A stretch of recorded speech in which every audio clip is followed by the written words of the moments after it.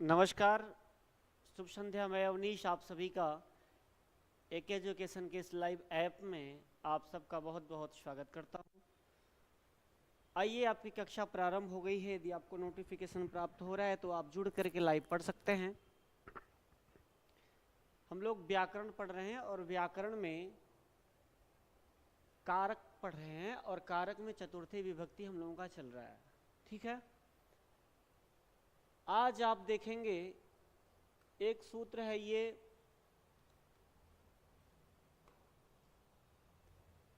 क्रुध द्रुहे ईर्ष्या असूयार्थानाम यम प्रतिकोपः। क्रुध द्रुहे ईर्ष्या असूयार्थानाम यम प्रतिकोपः। 2-3 बार पढ़ लिया करिए। क्रुध द्रुहे ईर्ष्या असूयार्थानाम यम प्रतिकोपः। क्या कहा गया है इसमें? कहा गया है क्रुध, द्रुह, ईर्ष्य तथा असूय। क्रुध, द्रुह, ईर्ष्य तथा असूय धातुओं के योग में तथा इन धातुओं के समान अर्थ रखने वाली धातुओं के योग में जिसके ऊपर क्रोध किया जाता है वह संप्रदान समझा जाता है। और जब संप्रदान समझा जाएगा तो चतुर्थी विभक्ति का विधान किया जाएगा। मतलब क्रुद्ध माने क्रोध करना। आप देख सकते हैं, आप लिखिएगा कि क्रुद्ध का अर्थ क्या होता है। क्रुद्ध धातु है ना, क्रुद्ध का अर्थ क्या होगा? क्रोध करना। दूसरा दिया है कि द्रुह, द्रुह का अर्थ है किसी से द्रोह रखना।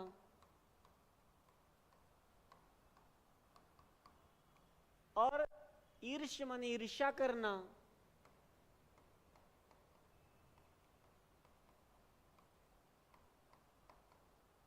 ईर्ष्या करना। और असूय। देखिए, ईर्ष्या और असूय शब्द पर्याय शब्द है, मिलता जुलता शब्द है। असूय का अर्थ होता है किसी के अंदर दोष निकालना। किसी के अंदर, आप लिख सकते हैं, किसी के अंदर दोष निकालना, ऐसा भाव आप समझ लीजिए। ये सारी बातें यही बताई गई हैं इस सूत्र में कि क्रुद्ध, द्रुह, ईर्ष्य और असूय, सबका अर्थ क्लियर हो गया। अब आगे कहा कि यम प्रतिकोपः। यम मतलब जिसके, प्रति माने जिसके ऊपर कोप किया जाए। कोप माने, अब ये जो कोप शब्द है, ये जो कोपः लिखा है ना, ये कोपः शब्द में मेरे दोस्त आपका क्रुद्ध भी आ जाता है, आपका द्रुह भी आ जाएगा, आपका ईर्ष्या भी आ जाएगा, आपका असूया भी आ जाएगा। और जिसके ऊपर होगा, सीधे सीधे भाव समझें आप, जिसके ऊपर क्रोध करेंगे वही संप्रदान होगा, जिसके ऊपर द्रोह करेंगे वही संप्रदान होगा, जिसके ऊपर ईर्ष्या करेंगे वो संप्रदान होगा, और जिसके ऊपर असूया करेंगे वो संप्रदान होगा। और जब संप्रदान हो जाएगा तो संप्रदाने चतुर्थी से चतुर्थी विभक्ति का विधान हो जाएगा। बात समझ में आ गई होगी। बस इतनी सी बात ये कहता है कि क्रुद्ध द्रुहे असूयार्थानाम, क्रुद्ध द्रुहे ईर्ष्या असूयार्थानाम यम प्रति कोपः चतुर्थी। आप ऐसे गा करके पढ़ लिया करिए, कभी भूलेगा नहीं आपको कि क्रुद्ध द्रुहे ईर्ष्या असूयार्थानाम यम प्रति कोपः चतुर्थी। क्रुद्ध करना, द्रोह करना, ईर्ष्या करना, असूया और यम प्रतिकोपः जिसके ऊपर हो। ये कोप का भाव सब में है। कोप माने वैसे होता है क्रोध करना, लेकिन ये क्रोध के अलावा द्रुह, ईर्ष्य और असूय सब हो जाएगा। अब उदाहरण देखें, बहुत बढ़िया से आप समझ जाएंगे। उदाहरण है इसका कि स्वामी भृत्याय क्रुद्धति, यही देख लीजिए, मुझे लिखने की क्या आवश्यकता। स्वामी भृत्याय क्रुद्धति, स्वामी भृत्याय क्रुद्धति दिख रहा है तो यहां लिख लेते हैं हम, स्वामी भृत्याय क्रुद्धति।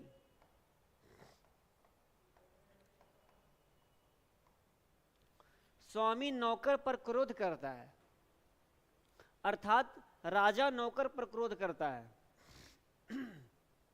ऐसा भी कह सकते हैं। अच्छा, ये क्रुद्धत में कौन सी धातु है, आप बता सकते हैं? क्रुद्धत में कौन सी धातु है? क्रुद्ध धातु है, ये क्रुद्ध धातु का प्रयोग हुआ है। और किसके ऊपर क्रोध किया जा रहा है? नौकर के ऊपर। भृत्य माने नौकर होता है। जब नौकर जिसके ऊपर क्रोध होगा वो संप्रदान हो गया। इसमें आपसे पूछेगा कि संप्रदान कौन है, तो आप ये कह सकते हो कि संप्रदान है भृत्याय। यही बात है कि यम प्रतिकोप, जिसके ऊपर क्रोध किया जाए। तो जिसके ऊपर क्रोध किया जा रहा है? नौकर के ऊपर। तो नौकर में कौन सी विभक्ति लगी है? भृत्याय, रामाय, बालकाय, वृक्षाय, देवाय, विद्यालयाय, कितने सारे जैसे रूप बनते हैं वैसे बना भृत्याय। स्वामी भृत्याय क्रुद्धति, इसकी संप्रदान संज्ञा हो गई किस सूत्र से? क्रुद्ध द्रुहे ईर्ष्या असूयार्थानाम्यम प्रतिकोप से संप्रदान संज्ञा, और चतुर्थी संप्रदाने से चतुर्थी विभक्ति का विधान हो गया। बस अब यही उदाहरण, यही बातें सब उदाहरणों पर फॉलो होंगी। ठीक है, चलिए दूसरा उदाहरण लिखा है, ये पहला था। दूसरा उदाहरण है सठाह सर्वेभ्यो द्रुह्यन्ति।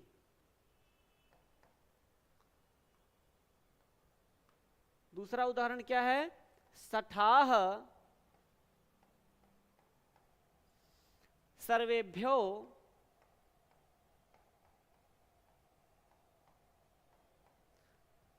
द्रुह्यन्ति।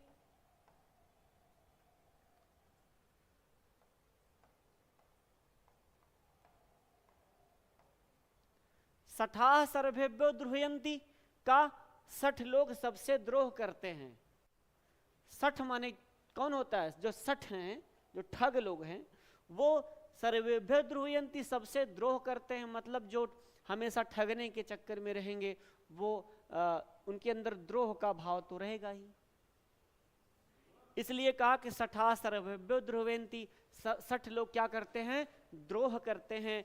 अब ये किसमें कौन सी धातु का प्रयोग हुआ, आप बता सकते हैं? द्रु धातु का प्रयोग हुआ कि नहीं हुआ? द्रु धातु का प्रयोग हो गया ना। किससे करते हैं ये द्रोह? किसको करते हैं? सब पे। 60 लोग सबसे द्रोह करते हैं, इसका अर्थ ही होगा। तो सबसे करते हैं मतलब सब पे करते हैं, तो सब में चतुर्थी लग जाएगी। तो सर्व का रूप आप चलाएंगे तो सर्वेभ्यो बनेगा। सर्वाह सर्वान सर्वई सर्वेभ्य, यह सर्वेभ्यो लिखा है। सर्वेभ्य का सर्वेभ्यो इसलिए हो गया, विसर्ग को गुण बन के सर्वेभ्यो लिख दिया गया। तो कंफ्यूज परेशान मत होइएगा कि सर क्योंकि बहुवचन का रूप चलाइएगा। सर्वाह सर्वह सर्वौ सर्वाह, तो बहुवचन का रूप चलेगा सर्वाह, फिर बहुवचन के रूप में सर्वान, फिर बहुवचन में तृतीया के बहुवचन में सर्वई, और फिर चतुर्थी के बहुवचन में क्या बनेगा? सर्वेभ्य। तो सर्वेभ्य विसर्ग को फिर गुण बन गया तो सर्वेभ्यो लिखा है ना, परेशान मत होइएगा। सठा सर्वेभ्यो द्रुह्यन्ति, 60 लोग सबसे द्रोह करते हैं। तो ये द्रु धातु का प्रयोग हो गया, और जब द्रु धातु का प्रयोग हो गया तो सर्वेभ्यो संप्रदान हो गया, और संप्रदान चतुर्थी से चतुर्थी विभक्ति का विधान हो गया। आपको वाक्य मिलेगा, अभी पूरा मैं बता दूं फिर आपको बता रहा हूं। दुर्योधन, तीसरा उदाहरण, दुर्योधन पांडवेभ्य ईर्ष्यति स्म। तीसरा उदाहरण क्या है? दुर्योधन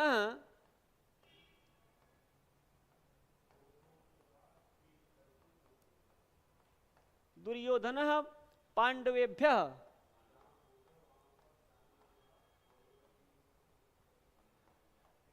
दुर्योधन पांडवेभ्य ईर्ष्यति स्म। ईर्ष्यति अस्म मतलब दुर्योधन पांडवों से ईर्ष्या करता था। करता था कि नहीं करता था? करता था। किससे करता था ईर्ष्या? पांडवों से।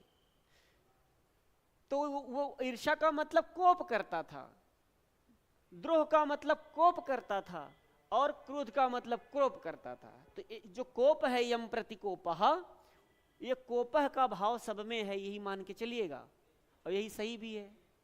नहीं तो फिर कोप का मतलब क्रोध होता है, तो और सारे शब्द तो द्रोह का मतलब कोप थोड़ी होता है। ये भाव ले लिया गया, कह दिया गया कि कोप के अंतर सब आ जाएगा। दुर्योधन पांडवेभ्य, तो ये पांडवेभ्य में कौन सी विभक्ति लगी है? जिसे बालकेभ्य बनता है ना, वैसे चतुर्थी का बहुवचन, तो पांडवों से बहुवचन इसलिए प्रयोग किया गया था कि पांडव 5 थे, बहुवचनांत हैं, इसलिए बहुवचनांत का प्रयोग चलेगा। तो दुर्योधन पांडवेभ्य ऋषतश्म, यह पांडवेभ्य में बन गया, ये संप्रदान हो गया और चतुर्थी विभक्ति लग गई इसमें। और चौथा ऑप्शन है कि खलाह, खला सज्जनेभ्य अशूयंती, यही लिख दे रहा हूं, खलाह सज्जनेभ्य, आपकी किताब में भी लिखा है अशूयंती। ये देखिए असूयंती में कौन सी धातु है? असूय धातु, असूय, असूय धातु का प्रयोग हो गया। मतलब दुष्ट लोग सज्जनों में ऐब निकाला करते हैं। असूय का अर्थ होता है किसी के अंदर दोष निकालना। तो ये खला, खल माने दुष्ट लोग, खलाह में बहुवचन का प्रयोग हुआ, खलह खलऊ खलाह रूप चलेगा। खल शब्द है, अकारांत है, पुल्लिंग का है, तो राम की तरह रूप चलेगा, बालक की तरह, इसलिए खलाह। और जब यहां बहुवचन है तो सज्जनेभ्य में भी बहुवचन हो गया, और अशूयंती में भी क्रियापद में बहुवचन पठत पढ़ता पठंती की तरह हो गई। तो खलाह सज्जनेभ्य असूयंती, असूय धातु का प्रयोग होने से यम प्रतिकोपः, किससे करते थे? किसमें ऐब निकालते थे दुष्ट लोग? सज्जनों में। ये सज्जनों संप्रदान हो गया, और यहां संप्रदान हो गया तो सज्जनेभ्य में चतुर्थी विभक्ति लग गई। और आप जब परीक्षा में आपसे सवाल आएगा तो आपको उदाहरण में दिख जाएगा। देखिए जब क्रुध्यति आए, जब द्रुह्यंती आए, जब ईर्ष्यति आए, जब अशूयंती शब्द का प्रयोग आए, तो तुरंत याद रखना कि क्रोध द्रुहे ईर्ष्या असूयार्थानाम यम प्रतिकोपः चतुर्थी। कर ले जाएंगे ना? कहाँ कर ले जाइएगा। चलिए अब देखिए इसमें एक बात और छिपी हुई है, रहस्य। रहस्य क्या है थोड़ा सा समझना है। लिखा है कि इसी प्रकार सीता रावणाय अकुप्यत, सीता जी रावण के ऊपर कोप किया। क्या किया? कोप किया था। कोप माने क्रोध किया था। न तो द्रुह्यंती द्रोह किया, न तो ईर्ष्या किया, न तो असूया किया। काहे नहीं किया? ये द्रोह, ईर्ष्या और असूया ये खल लोग हैं, ये नीच लोगों का कार्य होता है। सीता जी उच्च कोट की थी, इसलिए वो रावण के ऊपर क्रोध की। उनको क्या पड़ी थी कि जो ईर्ष्या द्रोह करती और जलन रखती ना, वो तो मर्यादा पुरुषोत्तम की पत्नी, इसलिए ऐसा कहा कि सीता रावण अकुप्यत का प्रयोग किया गया। मैंने क्रोध करना उनका स्वभाव ही था, वो क्रोध कर सकती थी, और बड़े लोग क्रोध ही कर सकते थे। जो बड़े धनवान होते हैं, जो बड़े बुद्धिमान होते हैं, वो क्रोध कर सकते हैं, वो द्रोह ईर्ष्या ये सब काम नहीं करते। ठीक है, इसलिए ये उदाहरण आपको बताया गया। चलिए बहुत सारी चीजें व्याकरण में, क्योंकि व्याकरण हमारे व्यवहार के ऊपर है बना है, और आप अपने व्यवहार को समझते हैं तो बस सूत्र है, आप समझ जाएंगे। इसमें कोई बहुत बड़ी बात थोड़ी है, बस उसको समझना होता है। आगे देखें, ये सूत्र कंप्लीट हुआ। आगे लिखा है, अब उसी से मिलता जुलता एक और सूत्र है, थोड़ा सा इसमें परिवर्तन किया गया है, और जब उसको समझ लिए तो इसको समझ लेंगे। लिखा है कि क्रुद्ध द्रुहो उपसृष्टयो कर्म। क्या लिखा है? कि क्रुद्ध द्रुहो उपसृष्टयो कर्म। अब यहां बात गंभीर थोड़ी सी है। गंभीर क्या है? कहा कि इस सूत्र के अनुसार जब क्रुद्ध तथा द्रुह सोपसर्ग माने उपसर्ग सहित होती है, तब जिसके प्रति क्रोध या द्रोह किया जाता है वह कर्म संज्ञा वाला होता है, वह संप्रदान नहीं होता है। अभी पीछे आप पढ़ के आए हैं कि क्रुद्ध जिसके ऊपर क्रोध किया जाता है, जिसके द्रोह किया जाता है, जिससे असूया रखी जाती है, वह क्या होता है? वह जिसके ऊपर किया जाता है वह संप्रदान होता है। लेकिन इसमें एक बात मेरे दोस्त कही गई है मेरे प्यारे, कि यहां कहा गया कि यदि क्रुद्ध और द्रोह, नोट करना ये बहुत इंपॉर्टेंट है, बहुत महत्वपूर्ण है, खूब पूछा जाता है। क्रुद्ध तथा द्रोह, क्रुद्ध तथा द्रोह जब उपसर्ग के साथ होता है,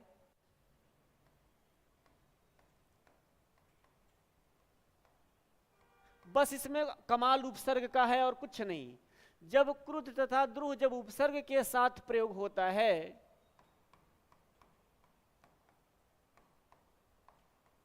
प्रयोग किया जाता है, तब क्या होता है? तब जिसके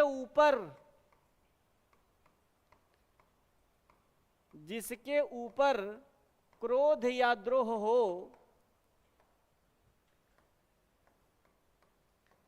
क्रोध या द्रोह होगा, वह संप्रदान कहलाएगा, वह कर्म कहलाएगा। लिख लीजिए, वह कर्म कहलाएगा, वह कर्म होगा, संप्रदान नहीं।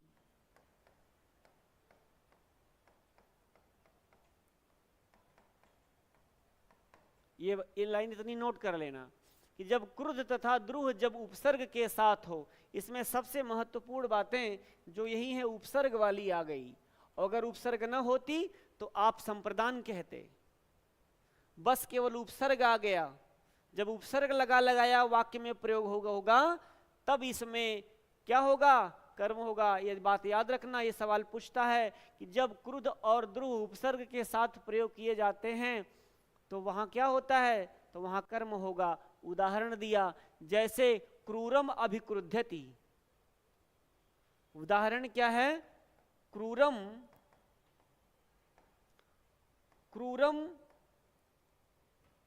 अभिक्रुध्यति।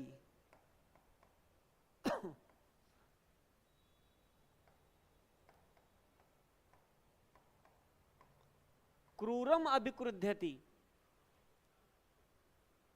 क्रूर के ऊपर क्रोध करता है, क्रूर के ऊपर क्रोध करता है, आप ऐसा लिख सकते हैं।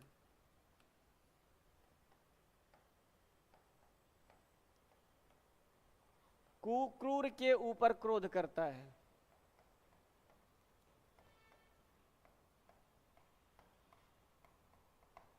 क्रूर के ऊपर क्रोध करता है। अच्छा, क्रुद्धत में क्रुद्ध धातु का प्रयोग किया गया, लेकिन अभी उपसर्ग लग गया, और इसलिए जब अभी उपसर्ग लग गया तो आप देख रहे हैं कि क्रूरम में द्वितीया लगी है। लिखा है हमने कि द्रोह होगा, वह कर्म होगा जिसके ऊपर क्रोध किया जाएगा। अगर यदि उपसर्ग के साथ आएगा क्रुद्ध और द्रोह तो ये फिर नहीं, तो फिर वहां क्या होता पता है? फिर यहां संप्रदान होता। क्रूरः क्रूरम क्रूरेन क्रूराय हो जाता। क्रूराय अभिक्रुध्यति, मतलब क्रूर के ऊपर क्रोध करता है। अगर यह अभी उपसर्ग न लगा होता तो कमाल इसका है केवल उपसर्ग का। थोड़ा सा अंतर है, बस आप अपने इस बात को कह सकते हैं कि क्रोध, जिसके ऊपर क्रोध किया जाए, जिसके ऊपर द्रोह किया जाए, जिसके ऊपर ईर्ष्या किया जाए, जिसके ऊपर असूया किया जाए, जिसके ऊपर किया जाएगा वह संप्रदान होगा। लेकिन यदि उपसर्ग के साथ क्रुद्ध और द्रोह के साथ प्रयोग किया जाएगा तो वह संप्रदान नहीं होगा, वह कर्म होगा। बस इतनी सी बात है। आगे कहा कि पिता पुत्रम संक्रुध्यति। ये देखिए, पिता पुत्रम संक्रुध्यति,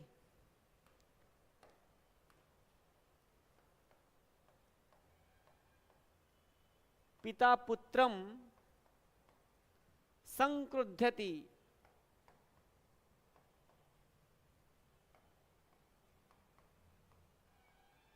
पिता पुत्र पर क्रोध करता है।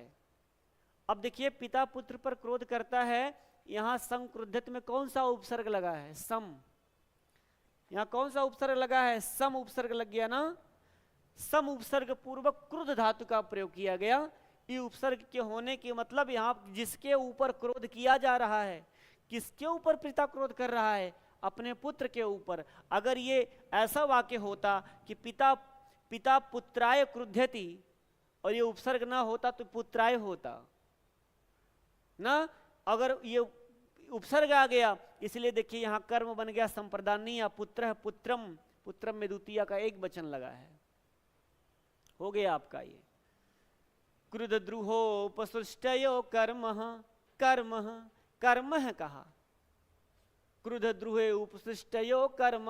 अब एक और पीछे वाला तो याद करिएगा। चलिए आगे बढ़ते हैं। आगे सवाल देखा जाए, इसको नोट कर लीजिएगा, हम मिटा रहे हैं ना अभी, या स्क्रीनशॉट ले सकते हैं आप पढ़ते हैं तो। प्रत्यंभ्याम भुवः प्रत्यंभ्याम स्रुवः पूर्वस्य कर्ता, प्रत्यांभ्याम स्रुवः पूर्वस्य कर्ता। ये क्या कहता है? कहता है कि प्रति और आंग उपसर्ग पूर्वक श्रु धातु के योग में प्रतिज्ञा को प्रवर्तित करने वाले याचन इत्यादि व्यापार के कर्ता की संप्रदान संज्ञा होती है।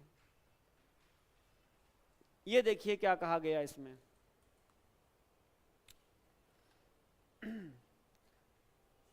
कहा कि प्रत्यंभ्याम श्रुवः पूर्वस्य कर्ता, मतलब श्रु धातु के पहले जब प्रति और आंग उपसर्ग लगे हों तो इसका अर्थ प्रतिज्ञा करना हो, तो जो प्रतिज्ञा करने का वादा करेगा, प्रेरणा देने वाला होगा, उसकी संप्रदान संज्ञा होगी, ऐसी बात कही गई है।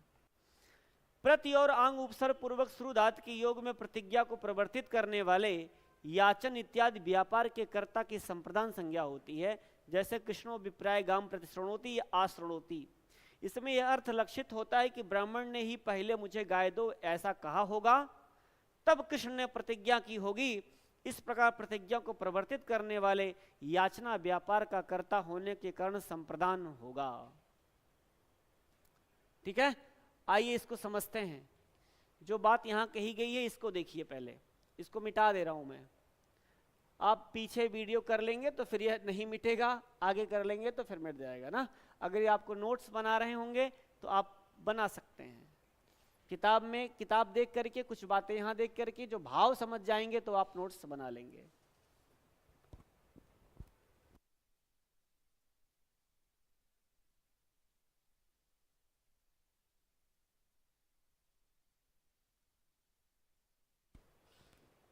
चलिए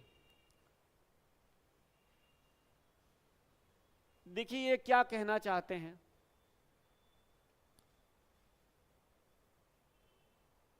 आप वीडियो को थोड़ा सा 2-3 सेकंड पहले कर लेंगे तो ये फिर लिखा लिखाया आ जाएगा।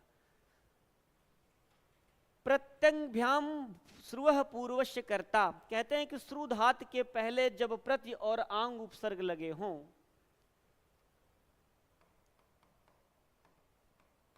श्रु धातु के पहले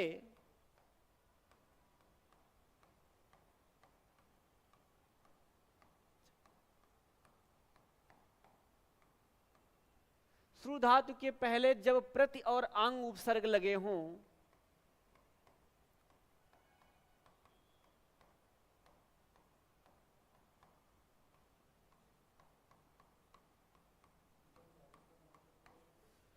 श्रु धातु के पहले जब प्रति और आंग उपसर्ग लगे हों और इसका अर्थ प्रतिज्ञा करना हो तो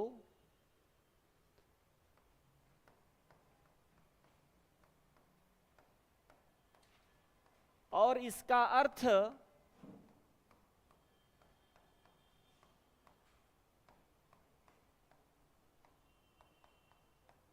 प्रतिज्ञा करना हो तो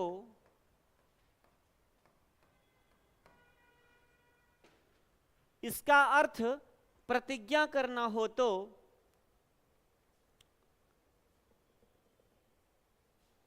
जो प्रतिज्ञा करने का वादा करने की प्रेरणा देने में वाला हो उसकी संप्रदान होगी।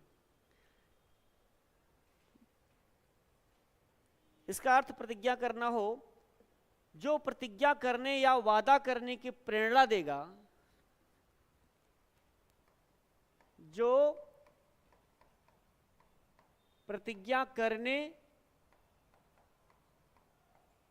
की प्रेरणा देगा, उसकी संप्रदान संज्ञा होगी।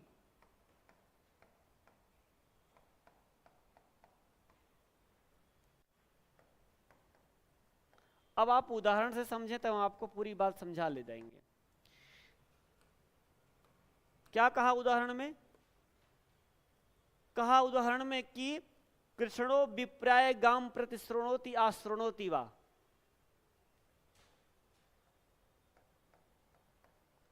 कृष्णो विप्राय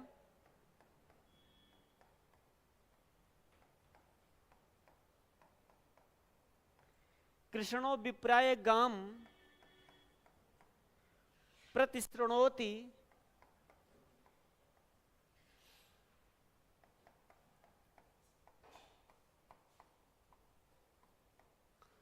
आश्रृणोति वा।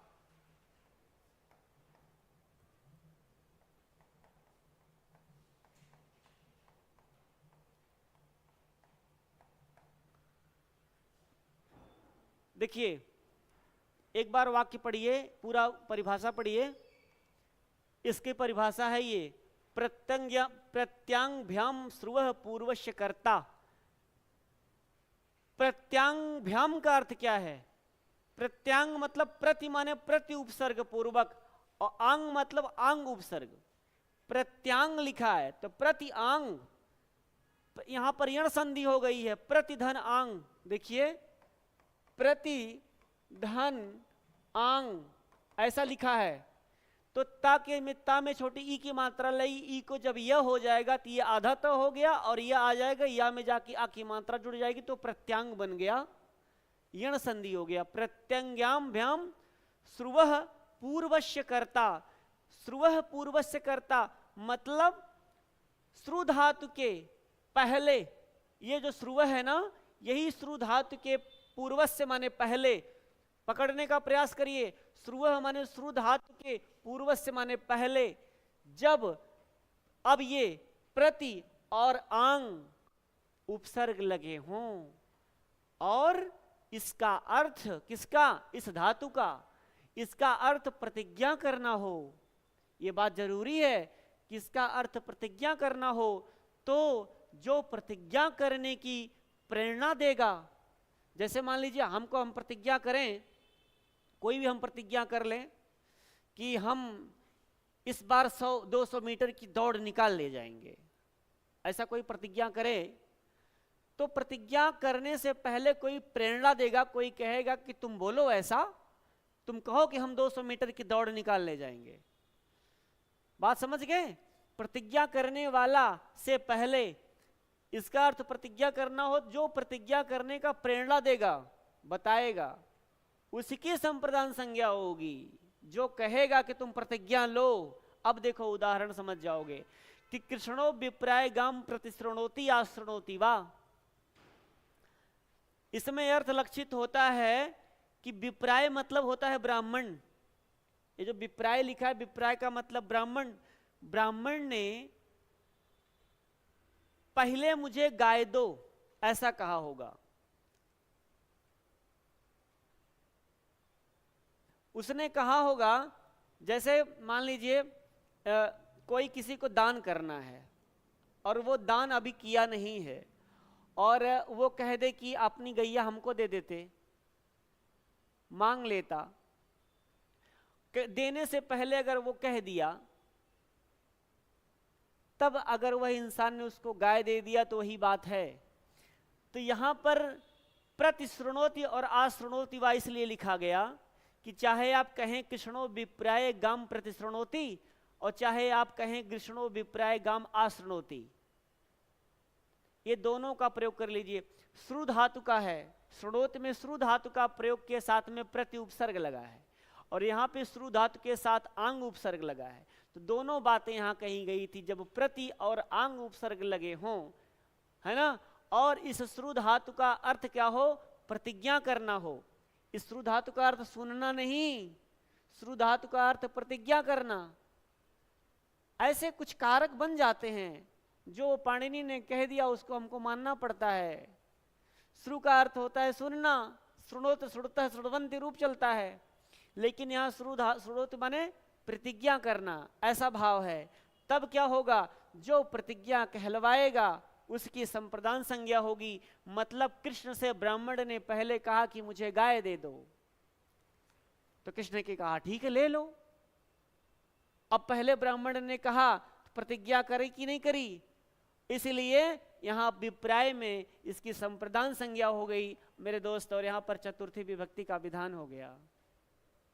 यही हम आपको बताना चाहते थे कि प्रत्यंभ्याम श्रुवः पूर्वस्य कर्ता, प्रति और आंग उपसर्ग पूर्वक,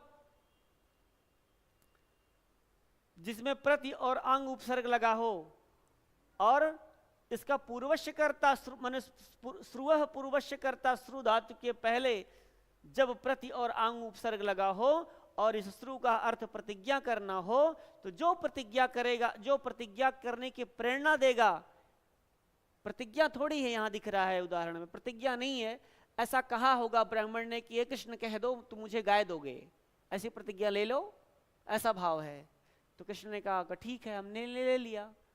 तो ये प्रेरणा किसने दिया, प्रेरणा किसने दिया, ब्राह्मण ने, तो ब्राह्मण की संप्रदान संज्ञा हो गया। कृष्णो विप्राय गाम प्रतिशृणोति, यहाँ कृष्ण भी हो सकता है, विसर्ग को गुण हो गया तो कृष्णो लिखा है।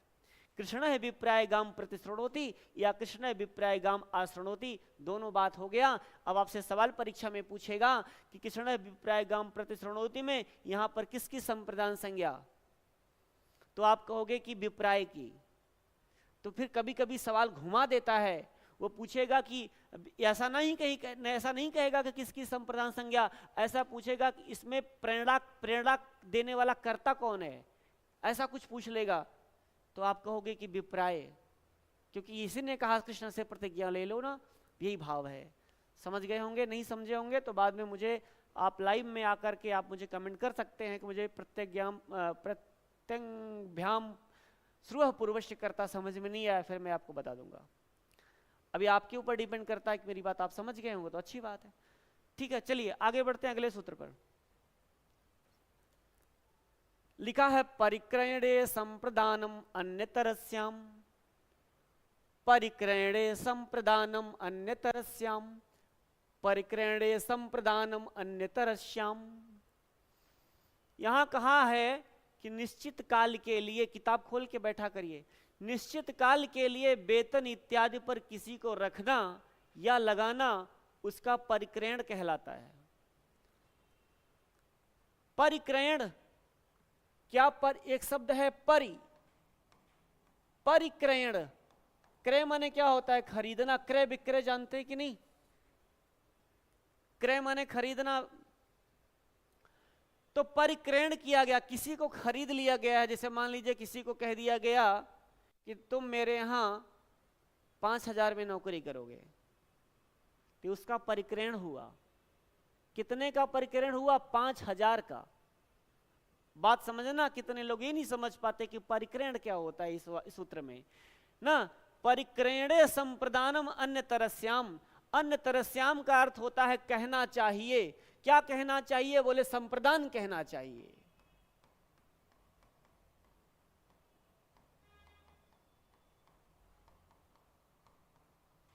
ये संप्रदान कहना चाहिए। कहां कहना चाहिए, यहां लिखा है कि संप्रदान अन्यतरस्याम माने संप्रदान कहना चाहिए। कहां, बोले परिक्रयणे में, जहां जिसको खरीदा जाता है। जैसे मान लीजिए कोई आपके यहाँ मजदूर लगा है, तो आप उससे बात करने गए, लेबर चौराहा पे कहे कि चलो मेरे यहाँ 500 रुपए में आज दिन भर काम कर देते, कुछ काम है। तो बोला ठीक है। तो आपने 500 रुपए मैंने उसको खरीद लिया, कितने में, 500 रुपए। वो 500 रुपए में दिन भर आपके यहाँ काम करेगा। तो वो जो 500 रुपया हुआ ना, वो परिक्रयण हुआ। यही बात ये कहना चाहते हैं कि निश्चित काल के लिए, मतलब एक समय है, ऐसा थोड़ी है कि 500 रुपए में जीवन भर आपके यहां काम करेगा। वो एक दिन करेगा, एक दिन की मजदूरी उसकी 500 रुपए है ना। तो ये बातें हैं कहा कि निश्चित काल के लिए वेतन इत्यादि पर किसी को रखना या लगाना उसका परिक्रयण कहलाता है। उस परिक्रयण में जो करण होता है, ध्यान से समझना, उस परिक्रयण में जो करण होता है वह विकल्प से संप्रदान होता है। उदाहरण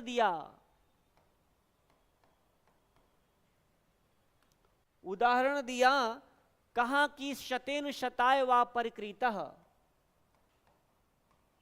शतेन शताय वा परिकृतः,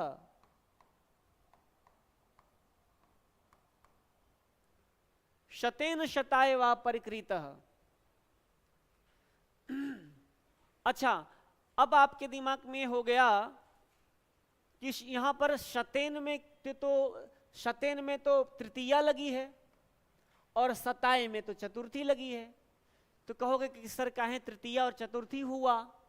तो इस सूत्र का काम ही है कि संप्रदान और अन्य तरस्याम मतलब तृतीया, तो इसलिए शतेन शताय परिकृत है। यहां कहा कि परिक्रयण में जो करण होगा वह विकल्प से संप्रदान होगा। तो बताइए वह इसका अर्थ क्या हुआ कि 100 रुपया में खरीदा, 100 रुपये में खरीद लिया। कितने रुपए में? 100 रुपये में। यह 100 रुपया क्या है? यही परिक्रयण है।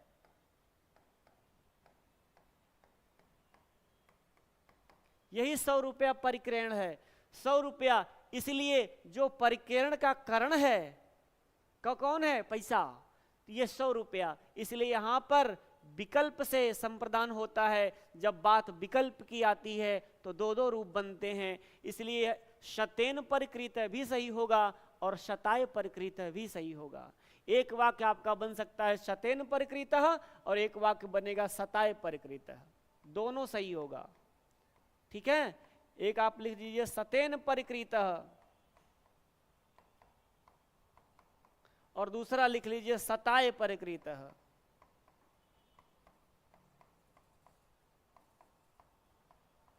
इसमें शतेन और शताय क्या है? तो कहोगे परिक्रयण है। आपसे सवाल परीक्षा में पूछेगा, बहुत ध्यान से समझना, क्योंकि सवाल जब घुमाता है ना, यदि आप ढंग से नहीं पढ़े रहते हैं, मूल टेक्स्ट बुक पढ़िए, कोई दिक्कत नहीं होगी। कहा कि शतेन शताय वार परिकृत में आपसे सवाल पूछेगा, पहले सवाल पूछेगा किस सूत्र का है, तो आप क्या कहोगे? कहोगे परिक्रयणे संप्रदानमय तरस्याम, ये बताओगे। फिर दूसरा सवाल पूछेगा कि शतेन शताय वा परिकृत में परिक्रयण क्या है, तब आपका दिमाग घूम जाएगा अगर आप नहीं समझोगे तो आप कहोगे शतेन, ये शतेन और शताय परिक्रयण है।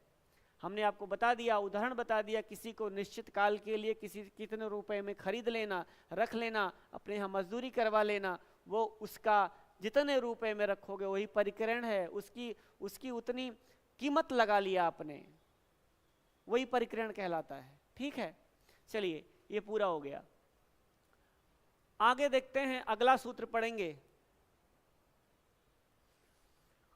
लिखा है कि तुमर्थाच भाव वचनात्, तुमर्थाच भाव वचनात्, तुमर्थाच भाव वचनात्, ये क्या कहता है? कहा कि किसी धातु में तुमुन प्रत्यय जोड़ने से जो अर्थ निकलता है, इसको मिटा रहे हैं ना, यहां आप फिर पीछे करके देख सकते हैं, नोट कर सकते हैं, ये पड़ा रहेगा। स्क्रीनशॉट तो आप हो सकता ना ले पाए, लेकिन पीछे कर लेंगे 10 सेकंड वीडियो, तो फिर आपको दिखा मिल जाएगा, आप यदि नोट्स बना रहे हैं तो। आगे इस सूत्र का आप बात करते हैं, इसलिए हम इतना मतलब ये साइड में छोड़ के इसलिए करते हैं कि हमें यहाँ लिखना रहता है और आपको आपका बाबूराम सक्सेना भी किताबें दिखानी रहती है, नहीं तो आप फिर गड़बड़ा जाएंगे ना, क्योंकि एक किताब आपके हाथ में है और इससे ज़्यादा भटकने की ज़रूरत नहीं है, ज़्यादा पढ़ने की ज़रूरत नहीं। विद्वान आप बाद में और बनिएगा खूब ज़्यादा, लेकिन आपको परीक्षा में पहले परीक्षा में सफल हो जाना और विद्वान बनने में अंतर है।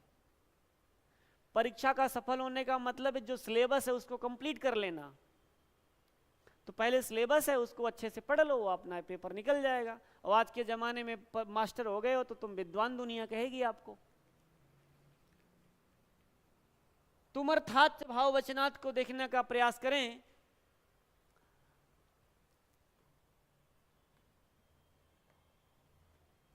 किसी धातु में तुमुन प्रत्यय जोड़ने से जो अर्थ निकलता है, जैसे अतुम, किसी धातु में तुमुन प्रत्यय जोड़ने से जो अर्थ निकलता।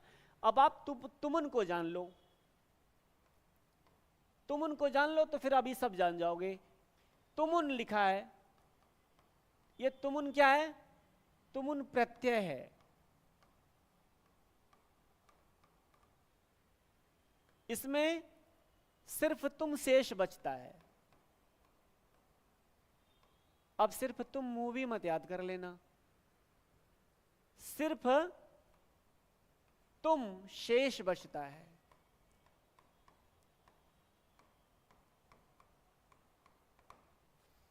ठीक है, जैसे, और यहां और लिख लो एक बात,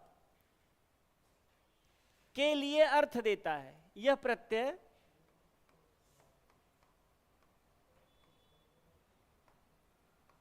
के लिए अर्थ देता है।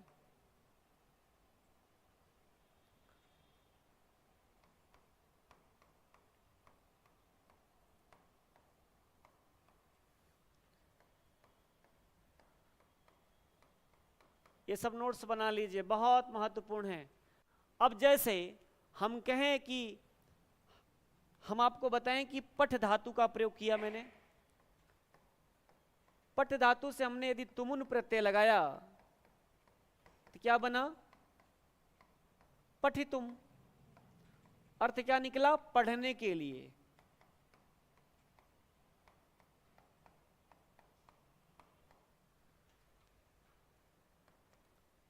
हंस धातु से अगर हमने तुमुन प्रत्यय लगाया तो क्या बनेगा? जिसमें तुम लास्ट में देखिए हमने बताया था ना कि इसमें सिर्फ तुम बचता है, ये आपको पठ धातु से तुम लास्ट में दिखेगा, पठितुम। तो यहां क्या बनेगा? हंसितुम। इसी तरह से बहुत जितनी धातु में सब में तुम प्रत्यय लगा करके बना सकते हैं, बन जाएगा। के लिए, हंसितुम माने हंसने के लिए। गंतुम, गम धातु से तुम प्रत्यय लगाएंगे, गंतुम मतलब जाने के लिए ना। खादितुम, खाद धातु से तुमन प्रत्यय लगाएंगे तो खादितुम खाने के लिए। और पा धातु में, जो पा धातु पीने अर्थ में होती है, तो उससे आप तुमन प्रत्यय लगाएंगे क्या बनेगा? पातुम, पीने के लिए। वही अर्थ है। कहां? अब बात से यहां समझना कि तुम अर्थाच भाव वचनात्, किसी धातु में तून प्रत्यय जोड़ने से जो अर्थ निकलता है, अर्थ क्या निकलता है? के लिए, पढ़ने के लिए, हंसने के लिए, जाने के लिए, यह अर्थ निकलता है। जैसे इन्होंने भी बताया, पातुम पीने के लिए, उसको प्रकट करने के लिए उसी धातु से बनी हुई भाववाचक संज्ञा का प्रयोग करने पर उसमें चतुर्थी होती है। भाववाचक, उसी धातु से बनी हुई भाववाचक संज्ञा का प्रयोग करने पर, जैसे कहा यागाय याति, उदाहरण बताया, उदाहरण दिया इस सूत्र का, कहा कि यागाय याति,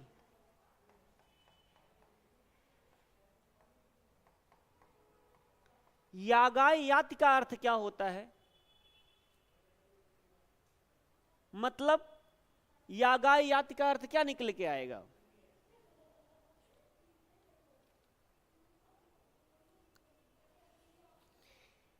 यज्ञ के लिए जाता है,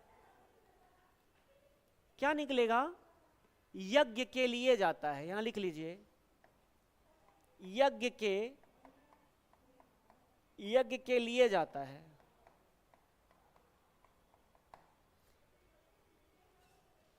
यागाय याति, अच्छा बताइए, यागाय में तुमन प्रत्यय लगा है? नहीं लगा है ना। याति क्रियापद है, और यागाय याति माने यज्ञ के लिए जाता है। अगर हम इसी वाक्य को प्रयोग कर दें, किसमें प्रयोग कर दें? हम इसी को कह दें कि यष्टुम याति। अब यहां देखिए तुमुन प्रत्यय लग गया यष्टुम में, यष्टुम याति, जो अर्थ ये हुआ वही अर्थ यहां हो गया। यही ये कहना चाहते थे कि यागाय याति को यज्ञ के लिए जाता है, और अगर हमने यागाय की जगह पर यष्टुम लिख दिया तो यज धातु से तुमुन प्रत्यय लगा है। किस धातु से? इस यज धातु से तुमुन प्रत्यय लगेगा, तो मेरे प्यारे ये यष्टुम बनेगा। यष्टुम याति, यज्ञ के लिए जाता है, दोनों का अंतर है। अच्छा, यागाय में कौन सा प्रत्यय लगा है? घई प्रत्यय लगा है। कौन सा प्रत्यय लगा है? यागाय में घय प्रत्यय लगा है। मतलब इस घय प्रत्यय के स्थान पर हम तुमुन प्रत्यय का भाव कर लेते हैं, इसीलिए कहा कि तुमर्थाच भाव वचनात्। ये जो भाव वचनात् कहा, ये यागाय में जो घय प्रत्यय है ना, जो भाव घय प्रत्यय से निकल के आता था, वो हमने तुमुन प्रत्यय लगा करके कर लिया, इसीलिए कहा कि तुम अर्थाच भाव वचनात्। बहुत सरल भाषा में मैं आपको बता दे रहा हूं ताकि आप इसको समझ जाओ अच्छे से। तुम अर्थाच भाव वचनात् अब हो गया आपका कि यागाय याति की जगह हम कह दिए यष्टुम याति। मतलब इसका अर्थ होगा कि यज्ञ के लिए जाता है, और इसका अर्थ भी होगा यज्ञ के लिए जाता है। मतलब तुमुल का जो अर्थ निकल जाए, तुमुन प्रत्यय लगाने से जो अर्थ निकल जाए, यज्ञ करने के लिए जाता है। इसमें याग यज धातु से बना हुआ भाववाचक शब्द है। यज धातु में तुमुल जोड़ने से यष्टुम बनता है, इन्होंने लिखा है नीचे, और जिसका अर्थ यज्ञ करने के लिए होता है। इसी अर्थ यज्ञ करने के लिए को प्रकट करने के लिए इस भाववाचक याग शब्द में चतुर्थी कर दी गई। यहां चतुर्थी किया गया, यागाय याति, यज्ञ के लिए जाता है, तो यागाय में चतुर्थी विभक्ति है कि नहीं? रामाय की तरह, बालकाय की तरह। और इसी बात को हमने कह दिया यष्टुम याति। ऐसा तो यष्टुम याति को यागाय याति भी कह सकते हैं, यागाय याति को यष्टुम याति भी कह सकते हैं। तो इसलिए यहां पर कौन सा विधान हो गया? संप्रदान। अब उसी तरह से शयनाय इच्छति, सोना चाहता है, मतलब शयितुम इच्छति। अब सरल है, शयनाय इच्छति। दूसरा उदाहरण नीचे किताब देखना, लिखा कि शयनाय, तो शयनाय में चतुर्थी लगी है और सोना चाहता है, इसको हम कह करके कहते कि शयितुम इच्छति। तो सोने के लिए इच्छा करता है, सोना चाहता है या सोने के लिए इच्छा करता है। आगे देखें, लिखा है उत्थानायतते, मतलब उठने की कोशिश करता है। उत्थानाय में भी घय प्रत्यय लगा है। यहां पर उत्थान में, उत्थान शब्द से घय प्रत्यय लगा है, और चतुर्थी विभक्ति के एक वचन में उत्थानाय बना है। तो उत्थानाय यतते, यतते माने यत धातु से नंग प्रत्यय लग के यत्न शब्द बनता है। यत से जब नंग प्रत्यय लगता है तो यह शब्द यत्न बनता है, और यत्न का अर्थ होता है कोशिश।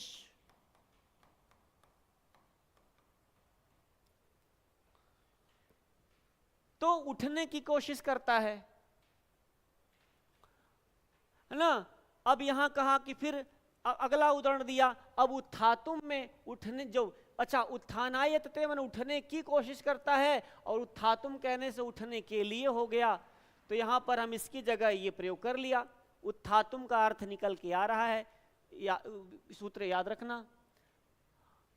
फिर मरणाय गंगा तटम गच्छति, मरने के लिए गंगा तट पर जा रहा है।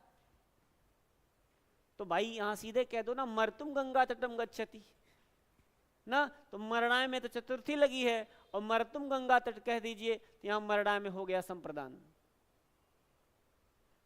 धनाय धनम अर्जयति, धन देने के लिए धन कमाता है। दानाय धनम अर्जति, दानाय माने देने के लिए, दानाय में भी घय प्रत्यय लगा है, मरणाय में भी घय प्रत्यय लगा है। अब इस घय के स्थान पर जो भाव समझ में आता है वो हमको तुमन में भी समझ में आ जाता है। तो दातुम धनम अर्जयति, दातुम माने देने के लिए, धनम माने धन को, अर्जयति माने अर्ज करता है। ये जो प्रत्यय ये पूरा वाक्य बताएगा वो हमने प्रत्यय लगा करके अर्थ निकाल लिया। दातुम मतलब देने के लिए। हम आपको बताए हैं कि तुम में सिर्फ तुम बचता है, और तुम का अर्थ क्या होता है? देने के लिए अर्थ होता है। बन गया ना? दानाय धनम अर्जयति, दातुम धनम अर्जयत हो गया। कर ले जाएंगे ना? बना लीजिएगा वही भाव। चलिए एक सूत्र और पढ़ लीजिए, फिर समाप्त करते हैं। थोड़ा सा तेज पढ़िए, ताकि नहीं तेज पढ़ेंगे तो पूरा भी नहीं होगा। मतलब आपके पास समय कम है, जितना समय है वो समय में आपके सिलेबस पूरा हो जाना चाहिए। यह मेरी कोशिश है। अभी आपको कारक के बाद समास पढ़ने हैं, फिर 2 किताबें पढ़नी है। अब ज़्यादा नहीं बचा है, मतलब हम बहुत करीब हैं, पूरा हो जाएगा। लिखा है कि स्पृहेरिप्सितः, स्पृहेरिप्सितः, स्पृहेरिप्सितः, 2-3 इसका उच्चारण किया करिए सुबह सुबह उठ करके सूत्रों का। स्पृहेरिप्सितः ये क्या कहता है? स्पृहेरिप्सितः में क्या है? स्पृहेरिप्सितः में स्पृह है। स्पृह मतलब क्या होता है? स्पृह धातु के प्रयोग में, स्पृह का मतलब होता है चाहना, और इप्सित है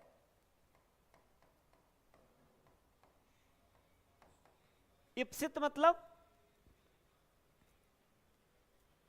इच्छा रखना। स्पृहेर इप्सितः जिसकी इच्छा रखता है।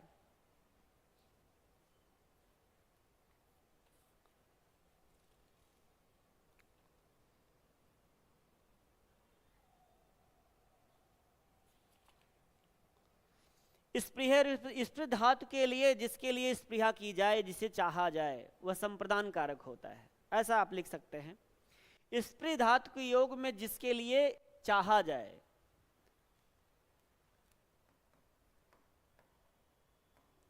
स्पृह धातु के प्रयोग में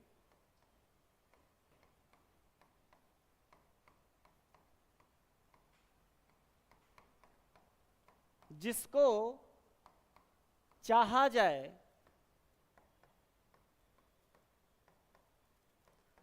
उसकी संप्रदान संज्ञा होती है।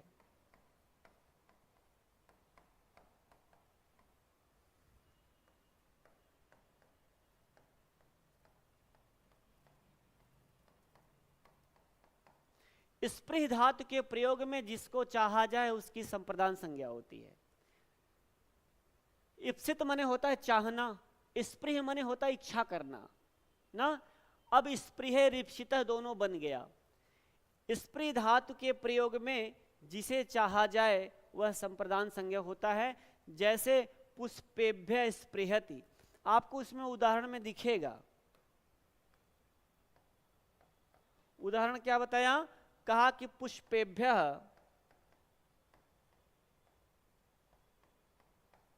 पुष्पेभ्य स्पृहति,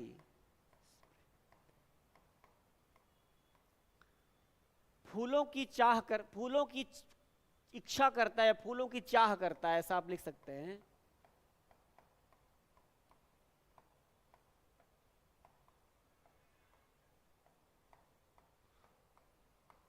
फूलों की चाह करता है या इच्छा करता है।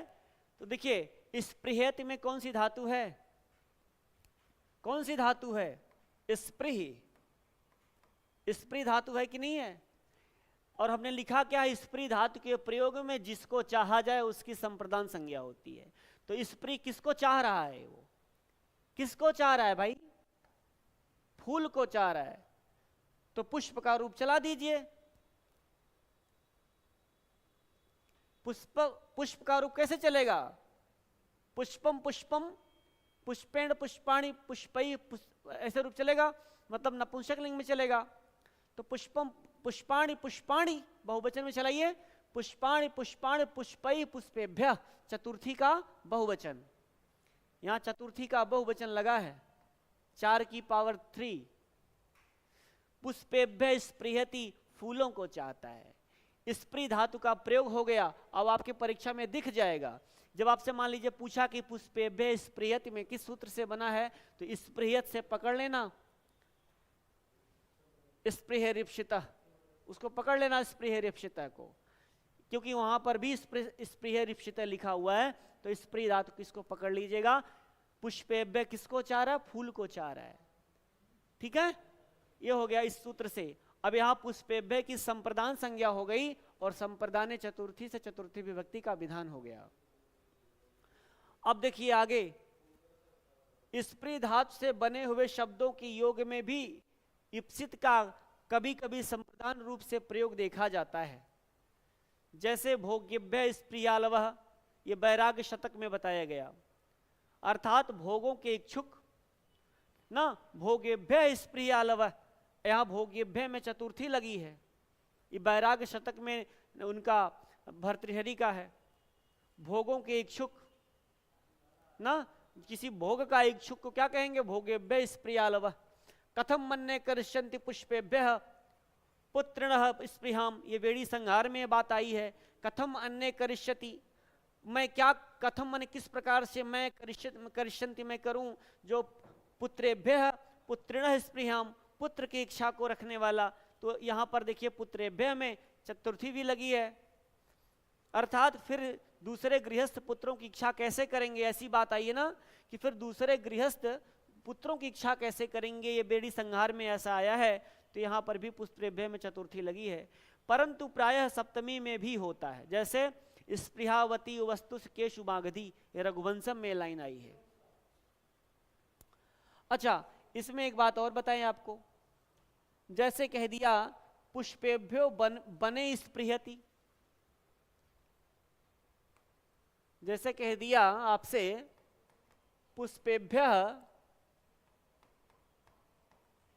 वने स्पृहति,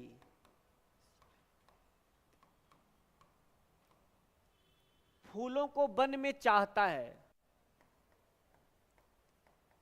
फूलों को वन में फूलों को चाहता है, ऐसा लिख लीजिए, वन में फूलों को चाहता है। अब ये वन में चाहता है ना, तो वन में थोड़ी लगेगी, कहां चाह रहा है, वन में फूलों को चाह रहा है, तो फूलों को चाह रहा है ना, वन को थोड़ी चाह रहा है। यहां बने में सप्तमी लगी है, आधारो अधिकरणम में, क्योंकि उसको चाहने का स्थान कहां है, कहां इच्छा कर रहा है, वन में, तो ये आधार में सप्तमी लग गई। सप्तमी चतुर्थी केवल ही लगी है पुष्पेभ्य में, और ये स्पृह धातु का प्रयोग होने पर बन गया पुष्पेभ्य स्पृहति। लेकिन आपके दिमाग में कभी कोई ये सवाल अगर कह दे, तो अगर ऐसा वाक्य आ जाए कि अगर यहां पर स्पृहत की जगह पे ना इप्सित है ना, पुष्पृह इप्सित, अगर इप्सित की जगह इप्सितमम कह दिया जाए, तब कर्तृप्सितमम से कर्म हो जाएगा, तब पुष्पाण स्पृहति हो जाएगी। दोस्त याद रखना, तब पुष्पाण स्पृहति हो जाएगी, तब पुष्पाण में स्पृहति ऐसा कब होगा, जब फूलों को अधिक चाहता है। ऐसा अर्थ यदि होगा कि फूलों को अधिक रूप से चाहता है,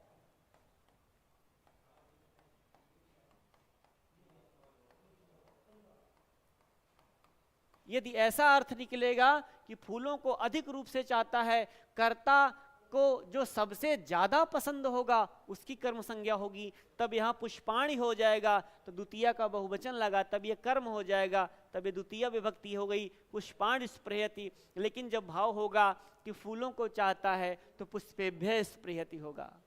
ठीक है, आज की कक्षा को यहीं पर समाप्त करेंगे। कई सारा सूत्र आपने पढ़ा, धीरे धीरे हम लोग समाप्ति की तरफ बढ़ रहे हैं। चतुर्थी का समाप्त हो जाएगा, ज्यादा अब नहीं रहा इसमें, जो भी कुछ है फिर पंचमी पढ़ेंगे। ठीक है मित्रों, बहुत बहुत धन्यवाद, नमस्कार।